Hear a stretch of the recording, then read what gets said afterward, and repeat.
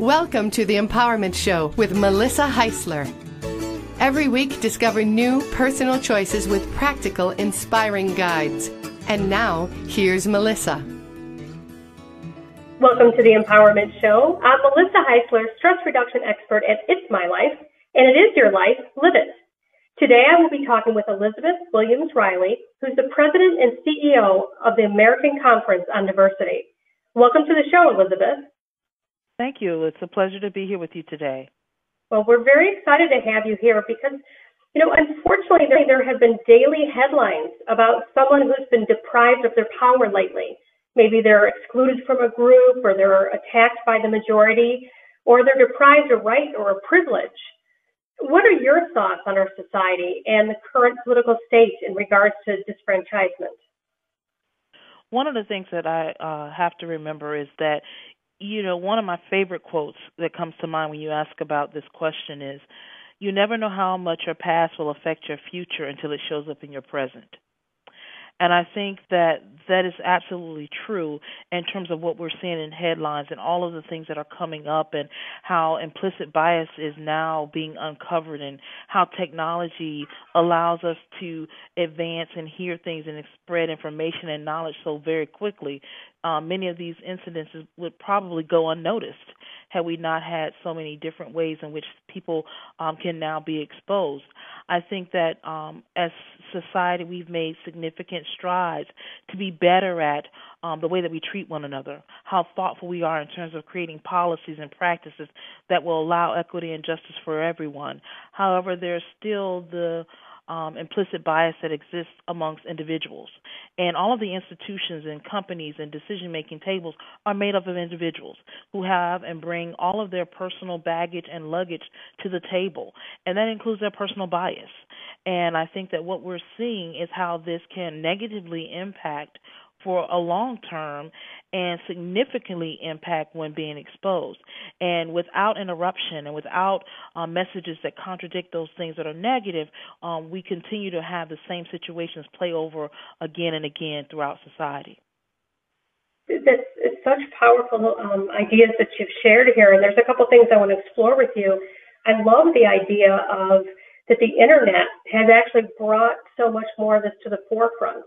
Like you said, there was probably a joke said or a comment said, and it was kept between small groups or a few people, where now it's being broadcast on the internet, social media, and being able to be shared. And I guess it's bringing to light that there is more, or there still is so much bias still in our society. And along with that, can you talk a little bit, what do you mean by implicit bias? Can you explain that a little bit more? Implicit bias, what I mean is those things that we unconsciously do, things that have been kind of a part of our psyche and that we kind of go on autopilot. For example, I often share with folks, like you hear when a baby's born, or you buy the girl pink, or you buy the boy blue. And how did you learn that message? Where did you get it from? It's like it's always been there. You can't even remember the day you were taught that. And that's what I mean by implicit. Those subtle messages that are passed on in ways that we're not aware of, but we receive them. Every day we receive over 15,000 messages from some form of media or communication, and we absorb those things into our unconscious psyche, and we often act upon them. And that's what I mean by implicit. And those biases that we're exposed to through the subtleties of television, the things that we don't see on TV, the things that we do see on TV, whose voices we do hear, the voices we don't hear, the untold stories, all of those things play into how we begin to shape and develop our view of the other. Thank you for explaining that. And I think it's really interesting how you said even though there's policies that are out there to help protect those people who are on the margins or that have been attacked over the years, that's a policy in a law book somewhere or guidelines at a company. But it does come down to those implicit biases, those unconscious biases that we have as individuals that are still coming out in the boardrooms, in the classrooms, and online. How do you see maybe the social shifts now that are happening to help people move past their own bias? Are they awakening to it? themselves, or do we need to spread the word more that there are still these implicit biases that we all have? Melissa, one of the things that I've done over my time and in my lifespan is to dedicate my career, and that's why I work with the American Conference on Diversity, and that's why I continue to be on this path of understanding and building awareness. My role as a educator and as a person that is a social justice advocate is to do my part. And I think that when individuals take individual responsibility for how they show up, the knowledge that they have, the thought process that they engage in when they're looking across and looking into the eyes of someone who may be different, who has a different life perspective, a different worldview, different life experiences, and maybe have gotten to the same table in different ways. When you look at that other individual and value and respect all of which they're bringing to the table is really important. And it's an individual responsibility, and it's also a collective responsibility. So we have to make a decision. When I chose to do this work and embrace the fact that I have to treat and respect everyone, even if they may have a different background or different worldview or perspective or religion or sexual orientation, I made a decision. When you engage in this work, it can make you bitter or it can make you better. I choose to be better. And so when individuals make choices to fully embrace others for who they are and respect and value the diversity and the richness that they bring to the table, that shifts the paradigm in the way that we treat one another. When we collectively hold one another accountable through our actions, through our practices, and it's not just about pen to paper and writing down a policy or law, because laws and policies are only as good as those who enforce them. So if you are an individual that's going to be committed to creating change, all that you do, the way that you think, how you process information has to filter through that lens of inclusion. Absolutely, and that's why I was excited to have you on here, because a lot of times, at least when I was growing up many years ago, the idea of diversity and inclusion, it seemed to be forced upon people. Don't treat people that way, be aware, what have you. It seemed like a mandate. And I really feel like the tide's turning now that we see that it's our own personal responsibility to be able to take to know what our implicit biases are, to watch what our word choices are, to see the ways that we're acting on a daily basis that may not be the best for everyone around, and to start noticing our own biases and maybe to be an example to others on how we can be more inclusive. And so it's really coming from our own personal work that will then have the ripple effect to help others. Absolutely. That personal work is so important, and I think that we know that through any type of recovery from anything, and we're recovering from racism, we're recovering from bias. We're in a state of recovery, but admitting is that first step. Once we're able to admit that we own our personal biases, we can better manage and deal with them as they come up and as they occur. Because I think for the most part, as human beings, intent does not always equal impact, but our intentions are usually to do good and to provide wonderful experiences. We all enjoy a quality of life that makes us feel safe, a quality of life that genuinely breeds respect and understanding. Those are things that we seek as human beings, and if we can connect on that level and appreciate that in each other, that really makes a difference. And it is that personal work that you have to engage in, whether it's in your school, whether it's on a playground, whether it's in a workspace or any community organization or wherever you sit. Having that understanding of how you may have learned things, you may have gotten early messages, but there is always an opportunity to rethink, reassess, and reimagine what relationships could be like, how you could then explore and learn from someone who is different. It's the openness to those things that can really make a difference. Absolutely. And I love how you use the term recovering from racism, because you're right. There's not just a policy or a law handed down and then it disappears. It's something that we need to work through and work towards really being a different society. Along with the personal responsibility of our own actions and thoughts and how we're treating people, You also talk about social identities. Can you talk a little bit about what a social identity is? Well, when we talk about social identities, we're talking about those things that are created by a society that helps to create distinction. Those things that set us apart, those things that allow us to identify one another based on some form of difference. So when we talk about social identity, we're talking about how we have been categorized based on race or ethnicity, what particular economic status we may have, our ability status, our sexual orientation, geographic location, where we grew up, those types of things. All of those contribute to our social identities. And they are things that are socially constructed. We didn't come here categorizing ourselves in those ways, but we established it in a way of to set apart or distinguish each other. And I think that's what we're talking about when we talk about social identities. And some people say, well, is that a good thing? Is that a bad thing? I think that we all have to have some form of identity. It's how we embrace it and wear that identity, respect it, and appreciate it. People talk about the notion of being comfortable in your skin, being comfortable in your people package. Whatever you define as your people package, however you define how you navigate through the world and identify yourself is important. And I think that when we talk about social identities, people should have that opportunity to name for themselves and not be forced into boxes. And I think that when we allow people to do that without significant discrimination based on those things, we can really make significant strides in understanding how to treat one another.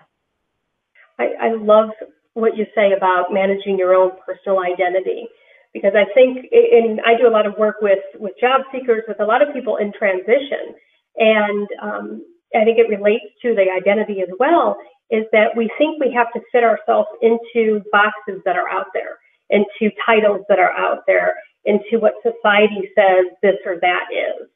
And when we really take responsibility for managing our personal identity, we can develop that title or that name or that box that we want to live in, and we can own it and embrace it and say, yes, this is truly me, without those negative connotations.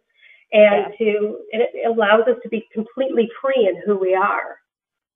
Absolutely. And I think that it's not for people to be forced into situations where, social identity has become so taboo that you've seen people who don't want to embrace that they may be of a certain race or ethnicity because of the negative connotations that will occur, or people who want to take on other identities because they feel that they will be allowed more access. And then when the realities hits in and people begin to show them personal bias and or say that, you didn't fit into my box, or you didn't fit into the mold that I anticipated or assumed about you, things appear to be different. And we don't want people to go in that state either. I think that social identity should be something that people can embrace in ways that have positive, open opportunities and will allow people not to feel shameful, not to feel guilt about things. And I think that sometimes people can go into a place of guilt because of their social identities, and that's not the best way to deal or manage through situations as well. And I always say guilt comes from two places. Either you did something wrong and you shouldn't have, or you didn't do something when you should have. And so if you're operating in that guilt, you have to think about, what about me? What am I doing? What is the thing that I'm embracing or I'm taking in or I'm translating to utilize against myself? And I think that's important, too, to think about both sides of how social identity can play out. It's not just how do we treat others, but how are we treating ourselves? And, who we are and fully embracing who we are. And I do want to get into some of the goals and programs that you have at the American Conference on Diversity. But I wanted to ask you first, what led you to get into diversity and inclusion work? Well, one of the things that led me into this experience in this work is my background is in advertising and public relations. So I studied the way that we market and appeal and sell and get people to buy into a product or to want to be a part of your group and persuasion and things of that nature. And what I realized in the course of my study, my perspective, my voice, and the things that I appreciate and value and respected were not often on the table, were not often taken into consideration. And so from that point on, I knew I had to really think about this differently. And if I wanted to be a part of an industry that didn't embrace me or didn't understand me, how could I then be influential in helping people understand and give voice to the voiceless? And I had an internship that allowed me to work on a project where there was a school district celebrating 100 years. And in that 100-year history, there was a huge gap in the history of African American students and teachers and other individuals that influenced the school system over that 100-year period. And I had to do community work and go out and find yearbooks and do investigations. And so that led me to believe that, you know what, I have a better and a higher calling for my role and how I can then be influential in society and make a difference with the knowledge that I have around advertising and public relations and with the passion that I have for humanity. That is so beautiful, Elizabeth, because I know the advertising and marketing and even the entertainment industry can get a bad rap because I think they do fall into societal ideas and stereotypes. And unfortunately, it works to sell or it wouldn't be still used. And it's so great that you can use the tools that you developed in that industry and use them instead of to continue stereotypes to be able to communicate our differences and our diversity and help people to then embrace it and not be afraid of it. Absolutely. Respect sells too, when people when you're putting respect out there on the market and understanding and appreciation and value, it's very sexy and attractive. I just really believe that what we do and the work that the American Conference on Diversity does to kind of transform and open minds to new perspectives and new ways of thinking about things is really important. Our goal is to provide that education, give people the foundations of understanding that will help them to better translate what they're experiencing in their lives and also think about how to position themselves for greater success. And the work that we do transcends into all forms and all aspects of life. It's not just about your daily living, but when you choose a career, when you look at, how you want to live out and contribute to society, what things do you want to be remembered for? How do you want your legacy to live on? All those important things. And I think that when we engage people in a learning process, it's experiential learning. It's having opportunity to do some self-reflection. It's really challenging and rethinking the messages that you receive that don't quite align with how you're interacting or what's happening in your world today, and how you can look at history, understand the context of history, and how it then plays into our future is so important. So our programs also not just talk about where we are today, but also the things that led up to this point. Because they're connected. They're not isolated.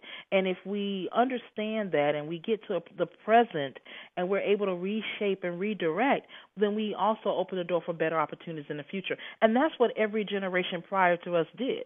And that's why we've seen changes. However, they've done that with the passing on of bias as well. So they're happening simultaneously. And until we're able to really make significant strides in interrupting one individual at a time, really, because individuals make up these groups and bodies and institutions, that we can really see significant strides. And I think that we are able to do that when we acknowledge that on a more broader scale. What we see in the public eye is often more negative than we see positive. And so it gives this illusion that there are far more people out there making these biased comments and throwing out negative racial slurs than there are people that were willing to stand up and speak out. You see that with the new Miss America. All of those things that are coming up that are indicators for where we are can also be counteracted with more positive experiences that I know I've had throughout my career. And I think it's wonderful that the goals of your goals and that of the American Conference on Diversity is to help people be more empowered to reach their full potential and to really take a leadership position then to, as they're moving towards their potential, they're also changing the way that we look at our society and helping others, reaching out to make sure there's that ripple effect that we can help others reach their potential too. Can you tell us a little bit about some of the programs that the American Conference on Diversity is leading right now and how that relates to these topics? Absolutely. The American Conference on Diversity, our signature program, is our Lead for Diversity initiative. It kicks off with a 6-day residential summer program for high school students that allows them to be completely immersed in a learning experience around oppression theory, around socialization, around learning and experiencing firsthand some of the stories and the actual real life experiences, encounters that people have, and learn from them to help one another to create a community that is a learning from what they put out into the community, what they contribute to the community in terms of their own social identities, how they allow themselves to experience and understand and ask clarifying questions and operate from a place of purity of motive, giving people a benefit of the doubt, not coming to the table with hidden agendas, being open enough to see someone for who they are and not someone else that look like them or someone you have heard of or you encountered that may have the same social identities that they have, and giving them a fair shot to be proven worthy of respect and in that nature. That program allows students to come together in teams, and they work together to create action plans for their schools. So after they spend a week with us, towards the end of the experience, they take on some responsibility. What will I do differently? What is the action that I'm going to take that will be significant enough in my school, my community, that can create change? And they come up with action plans that they then work with their teachers and administrators to implement throughout the school year. So it starts in the summer. So when most students are diving into pools and doing all these fun things, the students that come to us are diving into diversity and learning more about what they can do to create the change that you and I have talked about and how we can shift that paradigm. And so they go back into their schools and they create campaigns to end derogatory comments, or they look at creating videos and teaching tools that can help their schools, their school districts. And they also look at how can they create educational opportunities for themselves, their peers, and also their teachers. These are all a part of the things that they do. So it's awareness to action. So we build their awareness, get information, and they take action within their schools. We also provide educational forums throughout the state.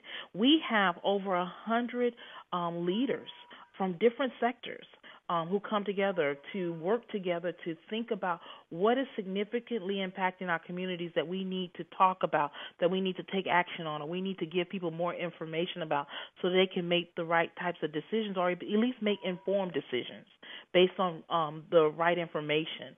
So we provide those. We look at healthcare disparities. Every year we have a healthcare disparities conference that lifts up those things, whether it's literacy, access, training healthcare providers with cultural competency. Those are all a part of the things that we provide both to youth and to adults. We also do training for businesses and companies who are in need of help in implementing their diversity initiatives. They need some consultation or guidance on how do we really create change. Is it through a video learning experience, or is it, having people interact and doing problem solving, critical thinking, and then working on strategy and development, those types of things. Those are all the services that we provide to our various constituents. I love how your programs are about education and then allowing the individual to be able to create the way that's comfortable to them to start implementing change. So it doesn't sound like it's a cookie cutter system that you have to do it this way, but it's helping people to become aware again and become aware of what's happening around them and then making the decision themselves as to what is the best way for them to address the situation. So they're taking that ownership and that leadership to make a change. Absolutely, and we really are about giving people opportunities to succeed. And when you are the creator, and you are the trailblazer, and you are the pace setter for your own journey into diversity, it makes a difference on how you own your results, you own your actions, you own the actual responsibility and accountability as it comes to you. And I think that really is important. It's individuals being able to go through a process that allows them to take ownership in a way that they know they are making significant strides, and they have contributed their best. We don't want to do cookie cutter things, because if you don't fit into that cookie cutter, then almost there's a sense of failure. And what we want to say is that diversity and inclusion is about success. It's about succeeding. It's about really leveraging and utilizing that which makes us different. It's not about just having people around the table. It's about actively utilizing those things to help us be more successful, to help us have better working relationships, to help us have better intergroup relationships, to have us understand how coming together in different ways can be more valuable and respectful, and also to be more conscious of when we're making decisions that impact the quality of life of other individuals, that those that are most and often impacted have a voice and can contribute, and you can hear from them what makes a difference in their lives. Even if it's not your life experience and it doesn't happen in your world, it could happen in theirs, and you need to be able to hear that. And that exchange is empowering. And without that, it can be disempowering. If there are students, adults, businesses that have been moved by the work that you're doing and want to get involved, that want to bring a program in, what are ways that they can become involved with the American Conference on Diversity? It is as simple as going on our website and looking through and finding out what programs make sense or what initiatives you think you want to have in your workspace. Giving us a call. There's someone here that will sit down, have a consultation with you, have a conversation with you to see what direction you might want to go in. What are some of your needs? We customize all of our programs. It's just a matter. We're a click away or a phone call away to helping you change your work environments, your schools, or your communities. We make ourselves available to help you in a number of ways, and that's why we exist in our community. We've been here in New Jersey for over 66 years, and we extend our borders. We are able to go wherever our clients' needs are, and that's really important. So we are a small staff, but we work with our community constituents. We work with our cadre of leaders that are advocates, that are ambassadors for change for us, and that really value and respect the work that we're trying to do. Okay, and your website again, so people can check that out. What's the address? Our website is the AmericanConferenceOnDiversity.org, and our phone number is 732-745-9330. You can find out all the information you need and who you might want to call and talk to on our website. Again, that's the American Conference on Diversity, all one word, and we have a number of opportunities to work with you. That's fabulous. And if people want to start a discussion, because I think there's been so many wonderful topics that were brought up today, they can talk to us at facebook.com/The Empowerment Show, and you can have a dialogue with Elizabeth and myself about these important topics on diversity and inclusion. And I want to thank you so much for being on the air with me, Elizabeth, and for the great work that you're doing. I think this is an exciting time when we are approaching our differences differently, and where we can start embracing how our differences are benefiting all of us. So please keep up the great work, and thank you so much for sharing today. It is my pleasure. You keep up the good work as well. This is very empowering. Join Melissa Heisler next week right here at The Empowerment Show. Join the conversation at facebook.com/The Empowerment Show or twitter.com/Empowerment Show.